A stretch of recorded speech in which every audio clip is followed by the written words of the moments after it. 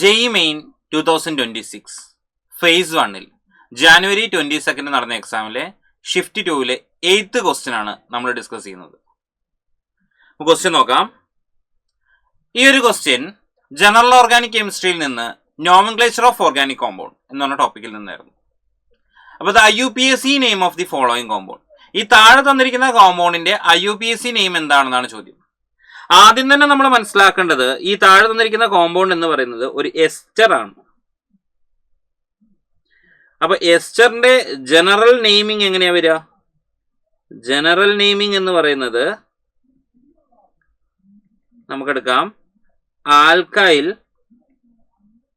Alkanoate എന്നാണ്.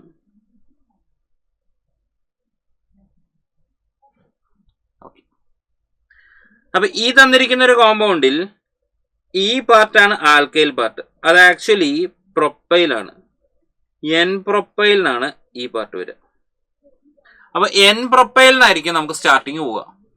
അങ്ങനെയാണെങ്കിൽ തന്നെ നമുക്ക് ഈ രണ്ട് ഓപ്ഷൻ കളയാം. ഇനി ഇവിടെ നിന്ന് ഞാൻ നമ്പർ ചെയ്താൽ ഇത് 1 2 3 4 5 6 7. അപ്പോ ഹെപ്റ്റനോയേറ്റ് എന്ന് വേണം. ഇപ്പൊ തന്നെ നമുക്കിവിടെ ഹെക്സനോയേറ്റ് എന്നുള്ള ഈ ഒരു ഓപ്ഷൻ കൂടെ കളയാൻ കഴിയും. 3 ഓപ്ഷൻ പോയി. ഇനി കറക്റ്റ് ആണോ?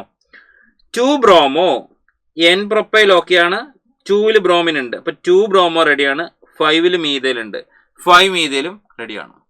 ആൻഡ് ബ്രോമോ മീതേൽ ബി ആണ് ആദ്യം വന്നിരിക്കുന്നത്, എം ആണ് രണ്ടാമത് വന്നിരിക്കുന്നത്. ആൽഫബറ്റിക്കലും കറക്റ്റ് ആണ്, ഹെപ്റ്റനോയേറ്റ്. സോ നമ്മുടെ ആൻസർ എന്ത് വരും? ഓപ്ഷൻ എ ആണ് വരിക. ഇതായിരുന്നു നമുക്ക് നെയിമിങ്ങിന്റെ പാർട്ടിൽ നിന്ന് കിട്ടിയൊരു ക്വസ്റ്റ്യൻ. ഓക്കെ, ഇതൊരു സിമ്പിൾ ക്വസ്റ്റ്യൻ തന്നെയായിരുന്നു.